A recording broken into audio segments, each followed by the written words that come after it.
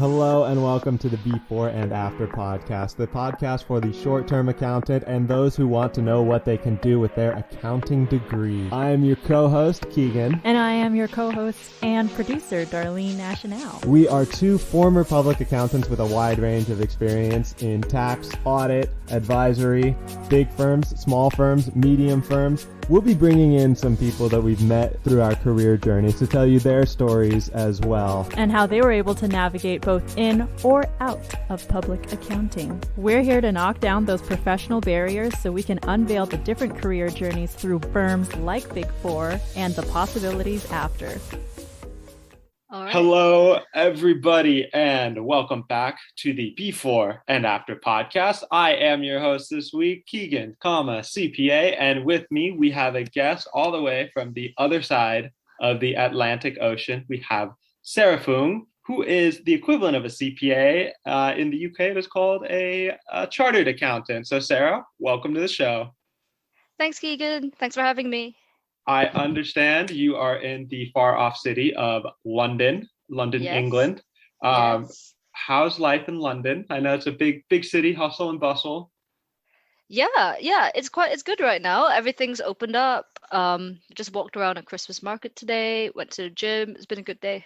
Yeah. How about yourself? It's always a beautiful sunny day here in fabulous San Diego. Wouldn't give it up for the world. Now, I do have a question since the day we are recording this, it is late November.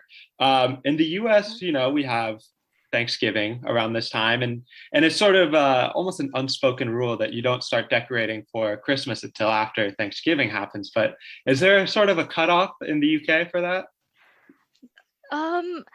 Actually, my friend was just telling me that he was starting decorating now. But normally you'd probably start decorating in like December. We don't really do Thanksgiving at all. Right. Yeah. But interestingly, my boss at work is like half American, so like she keeps talking about Thanksgiving. So that's how I'm just aware of it. Okay. But you guys just sort of decorate when you want to. Sort of just Christmas decorate when when we you're want ready. Yeah. Okay, so you live in the UK, you work in the UK, you have a very UK centric take on accounting, which I think is going to be very interesting for a lot of people here. Obviously, my experiences are based in America. CPA versus ACA. That's what it's called, right? ACA for chartered accountant. Excellent. Yeah. And I know that there's a little bit of a difference in the culture of your Big Four firm over there in London versus, and you also worked in another city in England, in Bristol, as I understand. And I know the cultures are different. And so I'm ready to kind of dive in. I'm ready to go. So yeah, sure. If you wouldn't mind, I understand that you do not have an accounting degree. So would you give us a little bit of a background as to, the situation with that and what you studied in uni? Yeah, sure. So in the UK, it's pretty typical of like accounting grads not to have an accounting degree. I don't really know why, but maybe in my grad group, probably 20% of the grads had an accounting degree, and the rest of the grads had like pretty much any degree. Like some people did physics, some people did chemistry, some people did psychology, one of my friends did languages. It's really random, like what degrees people have, and I have an economics and politics degree. And so I guess like that kind of segues to why like I would choose an accounting job after doing a degree in economics and politics. I think the main reason was like if we think about these degrees, these random degrees, like not as much economics, but maybe like some of the other things that my friends did, like psychology or like languages. If you think about it, there isn't that many jobs directly to do with your degree. Mm-hmm. So that's how people start to get practical and just be like, oh, what can I do to earn a living?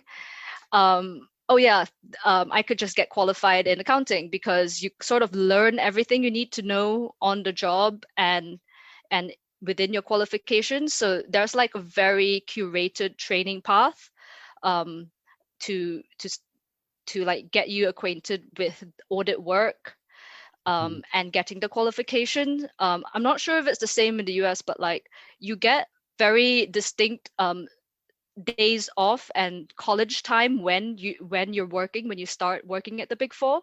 So you start when you go in, you probably like do an induction week, and then you start going to college, and they'll teach you like they teach you stuff for the exam, but the content is pretty relevant, like what is a TB sort of Okay. thing, because you sort of do get like it, the first day of work or something. Like I remember having like associates and like interns that just like they just don't know what a TB is like, because if you don't have an accounting degree, you don't know the most basic thing. But then it's kind of like crazy how when you think about it, like how much you didn't actually need it for associate work, because yeah, that's controversial, but yeah, I do think like um because you do learn about accounting at quite a fast pace with the qualification. So like as long as you know like the basics, as long as you have a good senior to tell you what to do, you didn't really need like a full understanding of financial reporting when you started. Yeah, so I thought it was okay. And um I, I guess like in university, yeah, I sort of just wanted to go into business somehow, but I wasn't sure like how, and wasn't sure like what exactly. And this and accounting just seems like it's sort of relevant to all parts of business. Well, finance in general is relevant to all parts of business, and having an ACA or having the opportunity to have an ACA kind of opens up doors more easily. So it was kind of a safe choice if you did, well, any degree, but especially in economics degree, if you didn't want to go into like research or policy or government sort of thing.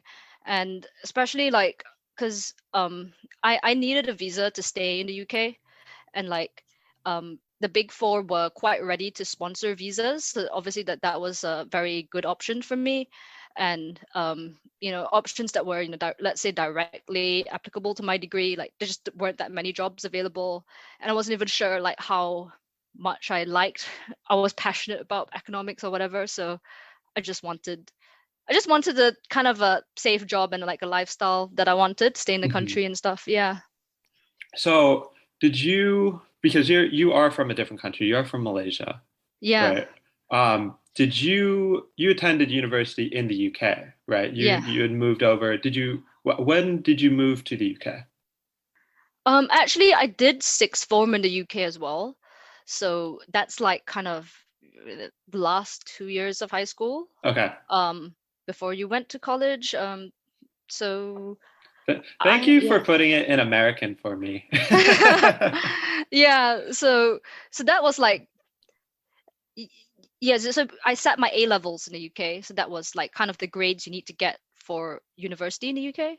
Okay. Okay. So So you I were you were a moved, teenager when you moved? yeah, I wasn't like, I think I was 18. Okay. I think I was 18. Yeah, pretty sure I was 18. Okay. So you moved to the UK when you're 18, you attend university, you get your economics and your politics degrees, and you say, I need something stable, something like accounting, which is, it's industry proof, right? Yeah. It'll be pretty much the same with a little nuances between different industries, but for the most part, you can move into, manufacturing, you can move into financial services, you can move into all of these different industries with the same degree and the same experience, which, it's pretty enticing if you don't 100% know what you want to or what you need to do with your career. So I do think you made a very I guess a wise choice. Yeah, coming from another fellow accountant, you made a good choice. Yeah, and like there are other options within finance that you can do with an accounting degree, like like valuations and stuff. I'm personally not interested in that, but like I know friends that have, so that having an accounting degree does open up doors to different parts of finance. So that was something to consider as well. Like if I did accounting, I'm not just I could is my options open up. Like Mhm. I'm not stuck in accounting forever. So yeah. So I understand that you're working for your firm. You're doing audit, right? Yeah. So what was that experience like? Okay. So my audit experience, there were lots of different nuances. It was it was some good, some bad. Like it was a good training ground. Like I learned a lot of different things. I met a lot of interesting people, some good, some bad. Again, like it's such a roller coaster. I'm sure I'm sure you can relate to that. Mhm. What do you think? Yeah, I feel like that's a lot of people's experiences that pretty much matches my own. You know, a lot of good learning, but also a lot of not as fun times. Yeah, exactly. And like, so when I started at a regional firm, I would say it was a bit more like chilled, or a bit more like there was a bit more work-life balance, and the people were different from from London. There was like I would say less politics. And yeah, I think my when I started in a regional office, it was busy during busy season, but it was chill during like summer, and it was chill when it was meant to be chill. And it was very manageable. Yes, there were certain hard clients, certain long hours during busy season, but all in all, like when I look back, like I think I had a positive experience, and I did learn a lot, like in my regional office. Mhm. When I moved to London, I moved to London as a senior, but maybe this might be biased as well, because like I obviously moved to London as a senior. So when you're a senior, you obviously get like more busy, you get more stuff thrown at you and stuff like that. So what my experience was like when I moved to London, yeah, I was pretty much busy all year round. It was, at least 10 to 12 hours a day all year round.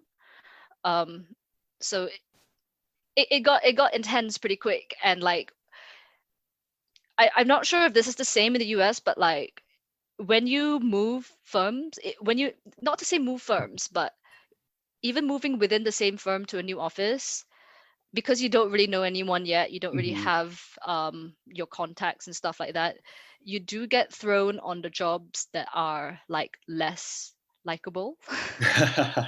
um yeah, so for the first like 3 months, I wouldn't say 3 months, I swear it's the first like couple of months I was in London. um I was not in London. I just got put on all the away jobs, like out of state jobs. Mhm. um I was like traveling a lot. Like the first few months in London, I just remember traveling out of London every single day. That's all I remember. And like taking like 3 trains to get somewhere else. So when you Um, say out of yeah. London, do you mean was it like a sort of like a suburb of London, or was it Yeah. a whole other city? Suburbs of London usually. Okay. Okay. Yeah. So your office was in I'm not familiar with the layout of London, but I imagine it was sort of the city center or the Central. downtown. Yeah. Yeah. Yeah. Yeah. And then like frequently traveled to like you will probably not know of these places, but like at like Essex or Okay. Surrey. Yeah, basically it's a suburbs outside of London. Yeah, so lots of offices have like the offices like right outside of London, and they're just kind of difficult to get to from London, or especially like from where I live in London, because if it's a big city, you live like all sorts of places within the Mhm. city. um And yeah, now so I do have a question about some of these companies that were based just outside of London in sort of the suburbs in the Essexes and the Surreys of the world. Would they still put London on their address, or would they have to put Essex or Surrey or where they really are? Well, they'll put where they really are. Like Okay. some of the biggest companies are not based in central London. Like if you think about like Unilever, do you know what Unilever is? Like the company. I've heard the name. Yeah. Yeah, but they basically own like half the things off the shelf in the supermarket in the UK and the rest of the world. I think like in lots of parts of the world. Yeah, like they own half the supermarket. Yeah, they're based in Surrey. They have a really big office in Surrey. Yeah, so basically like those type of companies. I guess the companies that want to stay central are mainly the banks and the publishers. That sort Okay. of like more client facing sort of companies, if that makes sense. Yeah, that makes 100% sense. So you kept getting sent to all of these clients that are just a pain in the butt to get to, is what it sounds Yeah, like. yeah. Um, and like and not only a pain in the butt to get to, but like kind of under resourced as well. Of And course. you know how that can be. I think that's usually how you define like a job that's undesirable in a big four, like under resourced, far away. That was basically my first few months in London. So your first few months in London was not in London. So excellent. Great that you got to move to London to not be there. Yeah, basically. So after the first few months, after you sort of, you got your feet under you, you kind of figured out the new office, the new politics of the office. You had a few people that you could, ask questions to. Did the experience get any better? Yeah, for sure. So after like the first few months of being on these jobs, like I managed to like make a few friends, and so like managed to get myself on the jobs that I wanted, basically, or was interested in, or at least not in London. I'm sorry, not outside of London, so at least less travel. So that was good. So after the first few months, I did get on my feet pretty well. Um, so this I moved in 2019, by the way. So if I moved in April 2019, so when I say first few months, I'm like kind of taking myself like sort of to the end of 2019, and sort of like I forward my portfolio for 2020 to like be in London. And that's sort of when COVID happened. Hmm. So it was quite a quite a bit of a wasted effort, but yeah, tried. So what was your time during 2020? What was that like for you? Because you stayed in London the whole time, right? Yeah. So yeah, I mean, yeah, I was remote working. I personally think that remote working is one of the best things that happened to Audit. I would have to agree. Oh, okay, that's good. That's good because not that many people agree. But like because people start realizing like, oh, we don't have to spend like an hour or two traveling to a place for to s- to say hi to the client a bit and bug them for stuff like yeah. Yeah, I There, definitely. there are some times in audit though where the client definitely benefited from having somebody there knocking on their door saying, "Please give me the support, or I'm not going to leave you alone." But when you had a good client who is already, responsive and on top of it, doing audits remote from your living room with your pajamas on and you're in socks and a sweatshirt, like it was the best part about audit. Yes, very much so. Yeah, I guess the only part that gets tricky is like sort of towards the signing part when you have to like make lots of different small changes to stat accounts and that sort of thing. But for the most part, I still think it's good, it's positive, and like I do sort of miss interacting with people. I think that was the main impact. Like I really did miss having a team around and like that sort of team environment. But then when the office started opening, like a lot of people started going back into the office, so at least like started having that team environment back again. So I think Mhm. that was more like the ideal situation. But yeah, I moved out of audit um in earlier this year. So I was actually supposed to move in 2020, but I ended up moving 2021 because my visa got delayed by a year because of COVID. Okay. So what Yeah. did that mean for you if your visa got delayed? Basically, I just stayed in audit longer because I didn't really plan to stay in audit for more than I had to for Mhm. after I got my ACA, I didn't sort of want to stay in audit much longer. And I did find my way out, as in I sort of knew that I'm interested in tech, Mhm. and I'm interested in fitness. Um, yeah, We'll get to the fitness in a little yeah, bit. yeah. But like fitness is more of like a passion. I never I never really saw it as like, I'm not sure if like I quit my job to do it kind of thing. So in my job, like I just knew I was sort of interested in tech. Um, and so I sort of like kind of considered a couple of things. The first thing I considered actually was becoming a data analyst. So I did like a short course in Python and SQL. But quite frankly, I think I sort of realized I might not like it as a job.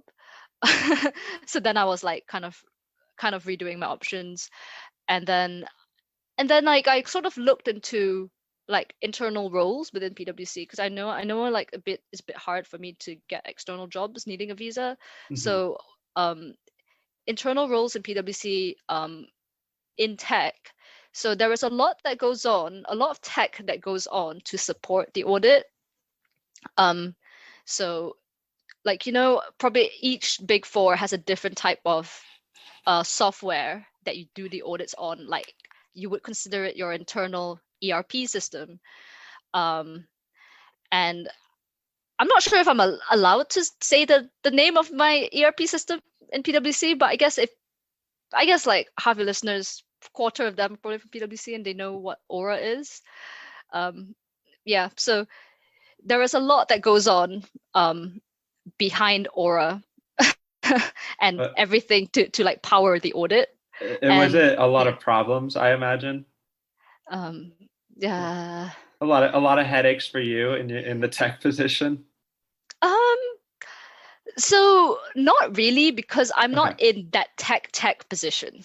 There is Gotcha. a team that is like very much like technical support, testing, finding defects in Aura, like reporting these defects, like very, very technical. But my team is more like user facing, like sort of like a bit of support, a bit of implementation, a bit of proposals.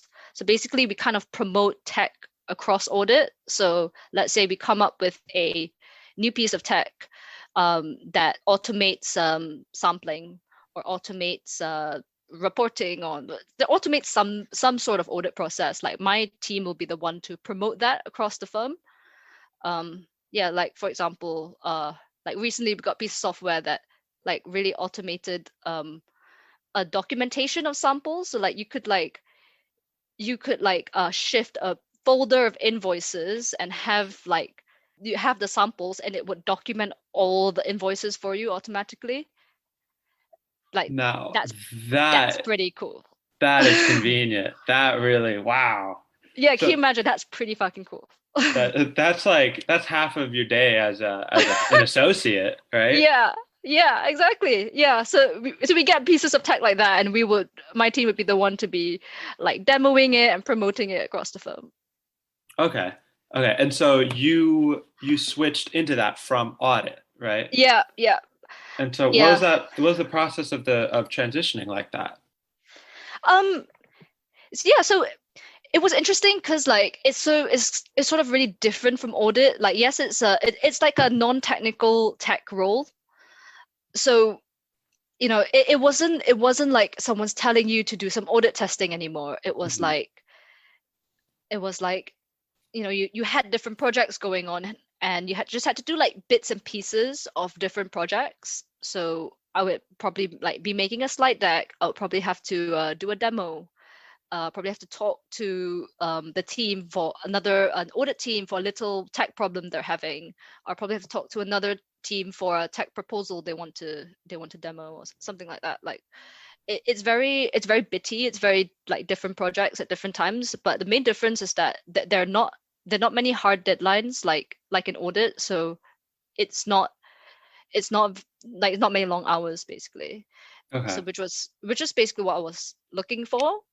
But I would say like I was looking for that, and at the same time I wasn't, because unlike in audit, it's not as stimulating. It's not like you don't feel like you're making that much of an impact as much. Not that you feel like you're so useful in audit, but you are client facing, you are helping someone do something. And I think that was the thing I was missing. Like I and that's why I've ultimately now I am now moving from this job, because it was just not it's not as stimulating as I would have expected. Okay. And you've made this change. You switched into the tech role at your firm, and then you are switching out of it, and that's within a year, right? Yeah, because approach I've mentioned that this tech role is a secondment from audit. Okay. Okay. Yeah, because it is kind of related to audit. It is they need people with the audit understanding to promote audit, to promote tech across audit essentially. Okay. And so did it have, I guess what was the sort of, was there a difference in culture between the audit team and the tech team? Was there, was there less pressure? Was it just, was the work-life balance better? Like, is there any reason for somebody who was in the similar audit position as you to want to switch into this position? Yeah, for sure. So for sure, the work-life balance is a lot better in the tech role. So it is very much like, I barely did any overtime, really. And also, sorry, what was the other question? Work-life balance. Like the culture. Is Culture. it a different culture? Yeah, and culture is also like a lot better, because there isn't many hard deadlines in this role, so there isn't much like stress and pressure around. Like, how in audit, like there's always deadlines, so everyone's really stressed and everyone's taking themselves way too seriously. And so there isn't much of that in my role. And so for reference, this role is the department in PwC in London is called Tools and Innovation. So it's under Digital Audit, Tools and Innovation. So we call it TNI. The team is called TNI, so Tools and Innovation. And so in TNI, it's definitely a more chill culture. But then, like, I feel like the culture is like all the good parts of audit, less the stressy people. If that makes sense. So, because like in audit, there were good people. I had a lot of, I made a lot of good friends in audit. I met, audit was in your grad, like, you make all your friends in your grad group, and it's quite fun. Like the peers are quite fun. And so you have that part in TNI, like minus the stress, basically. So Okay. it is quite a good culture. So so for that reason, and plus the work-life balance, and if you're into tech, I would really recommend like someone consider this sort of role. But the downside would be that like you don't get promoted as easily as you do in audit, because like people stay in their role longer, or there isn't that many roles in fact, like, if that makes sense. So how in audit, like, there's always more and more audits to do. There's a lot of turnover as well, actually, in audit. So there's always room for more managers. But in TNI, that's not the case. Like, we just don't have that many roles for that many managers. And also, like, people stay in their role longer, which is a good sign. But also, like, TNI is a cost code. Like, we don't generate any revenue, so our budgets don't probably, like, we're a cost code, so we don't really have that much budget for managers or for people to get promoted. And so that's a downside of being in this sort of role. And also another thing to consider is that, like, if you're not really interested in tech or project management, or if you're not that interested in the work, you just might not enjoy it, because it is not as high pressure as audit, and it can get quite dull. So yeah, that's just some things to consider. But then on the flip side, if you do like tech, you want a good work-life balance, that is a good thing to consider. With the better work-life balance after you changed into this new role, did you find that you had more time for hobbies, right? Or did you discover new hobbies or new passions that maybe had been pushed aside while you were working overtime in audit? Yeah, for sure. So yeah, this was the time that I like sort of started my coaching business. That was my new like sort of hobby. Yeah, when I moved to TNI, because fitness has always been like a thing that I did anyway. Even with the long hours, even in audit, like I still made time for fitness. I really liked it. It was kind of an escape for me. Because like I'm not that passionate about audit either. So I don't think many people are. Yeah. yeah, so it was like something for me to be passionate about, like doing fitness, and also like I spend my free time listening to podcasts, Like reading this up and podcast stuff. that you're on right now. Yeah, but I listen to a lot of fitness podcasts mainly. um yeah, and like I just learned like all these things, and like that I applied on myself and stuff. And also I was just really wanted to help others like do the same, because like being in like a corporate environment, and like being in like in audit in this like really high stress environment, there's so many things that people could have done better to make their life better in terms of like health and fitness. And there's so many like misconceptions as well, because like if you think about someone thinking of getting healthy, and you're working this like really busy corporate job, you think like, oh, I have no time to work out, I might as well just not bother. Yeah, let me Yeah, go have some chips for lunch and follow it up with a soda. yeah, Right. yeah. And just like, yeah, I was just like, I have no time, so I might not bother. But like you can do like quite easy little things, and to make like a big difference in your health. And the main thing is nutrition, not working out. So even if you had no time, you're gonna eat anyway, so you might as well eat healthy things, and that will actually make more of a big impact than like working out. And even if you do work out, like it doesn't have to be intense, like it doesn't have to be complicated. You could just go for a walk. That is probably like really beneficial if you're sitting at a desk all day. Like it doesn't have to be complicated. um and I felt like in like corporate life, people overcomplicated that thing, and like kind of like wore it as a badge of honor of like, I'm gonna wake up at 5 a.m. and go to this HIIT class, and then be really tired and grumpy after in the afternoon. um or like they would just report like, oh, I just feel like shit today. And it's like, yeah, it might be because you've done really high intensity exercise, you didn't sleep, and you're working a lot. So yeah. So what you're saying is we can sort of simplify it. Yeah, Right. yeah, And so is that something that you help coach people with? Is that something that you discovered yourself? yeah. So that is mainly something like I discovered myself.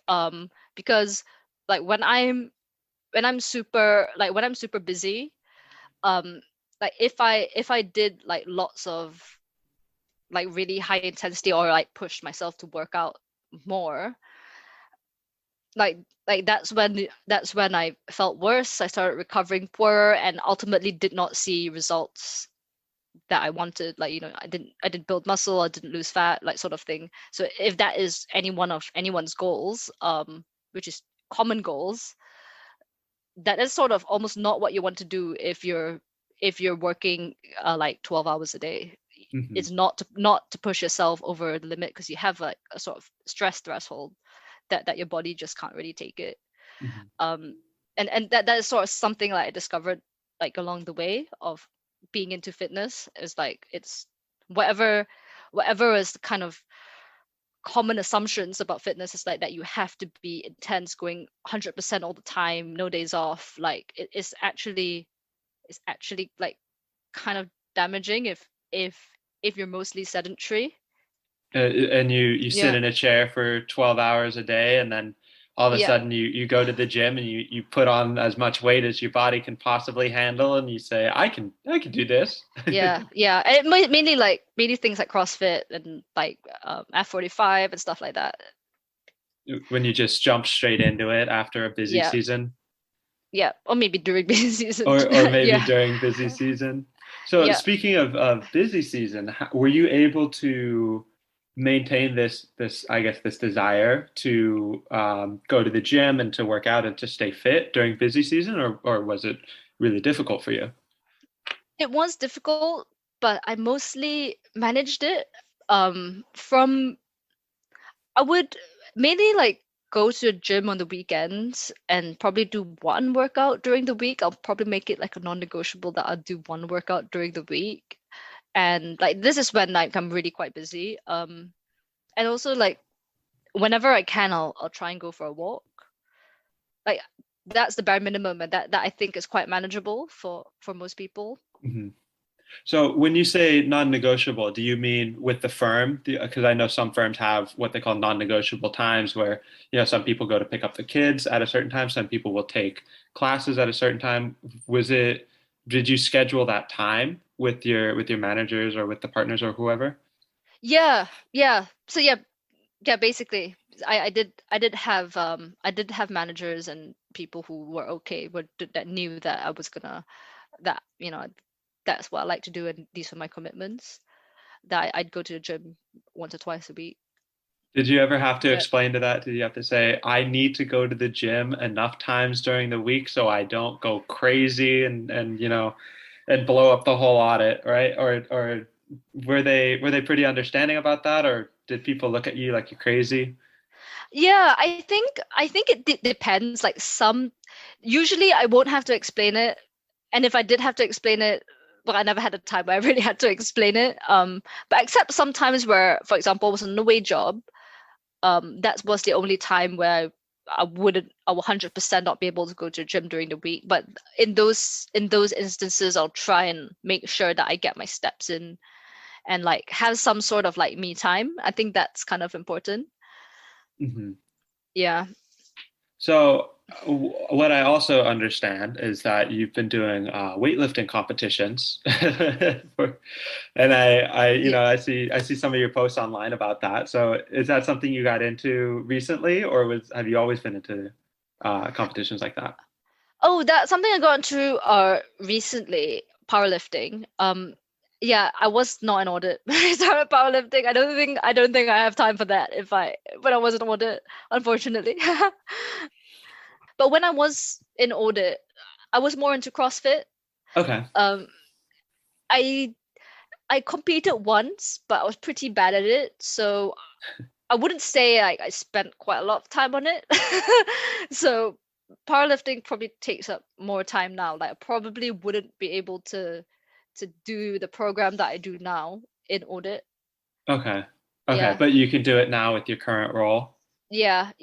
And I also think it's kind of important to say like it's like training for powerlifting is different from training for like health or like just general well-being.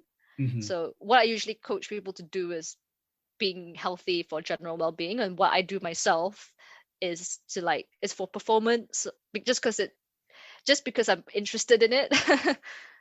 Okay, for you, because it's more of your passion and more a bigger part of your life than people who are just trying to, not be gross. They don't want to feel like they're stuck into a chair like a potato.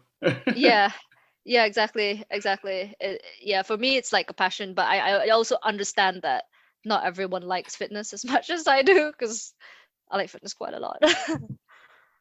And so I understand that you are moving on from your tech role. You're moving on somewhere else.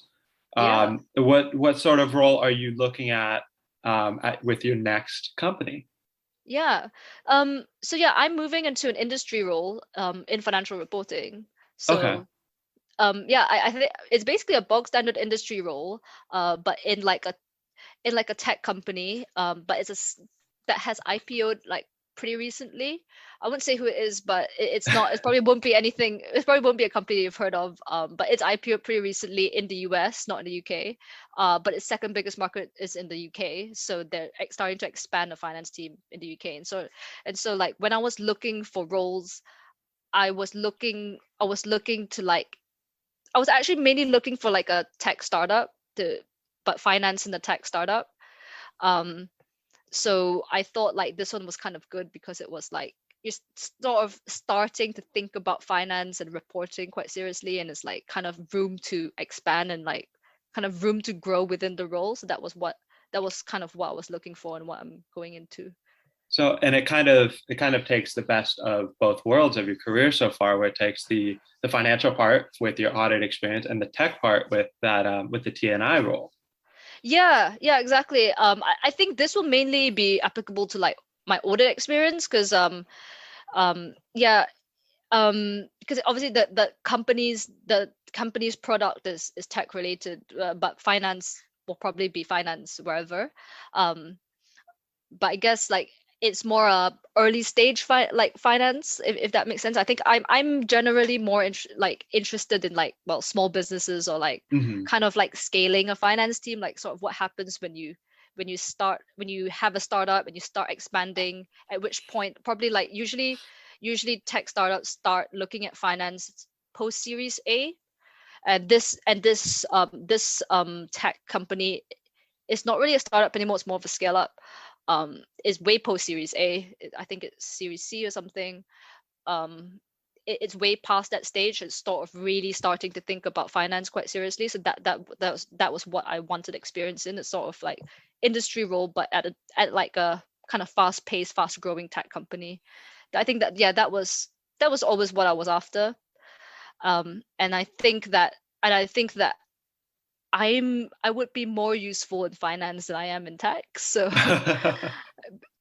so yeah, that is that was what I was looking for. Because yeah, I think I sort of started to miss finance a bit during this role.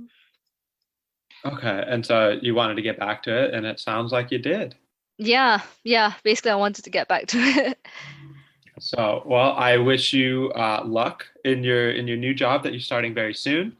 Yeah. Um, and I'm so glad that you've been able to come and be a guest on the podcast. Where will people be able to reach out to you if they want to? Yeah, so I am mostly on Instagram. My handle is Sarah F underscore fitness. Yep, and you will find all sorts of fitness content on there. For those audience members who are interested in fitness, which I know there are a significant number, Yeah. Sarah F underscore fitness on Instagram.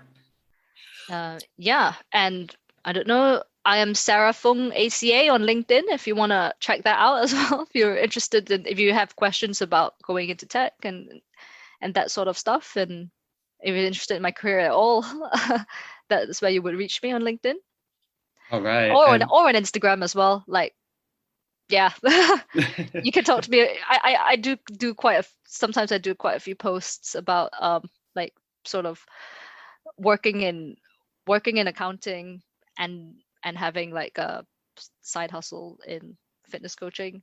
I think that is how I found you guys, this that podcast. I think that's how it goes. It's just, Yeah. accounting and fitness together. It's so many of our guests and so many of our audience members, and then a little bit of me. I don't know. I'm not nearly as into fitness as you are, but I lift a weight here and there.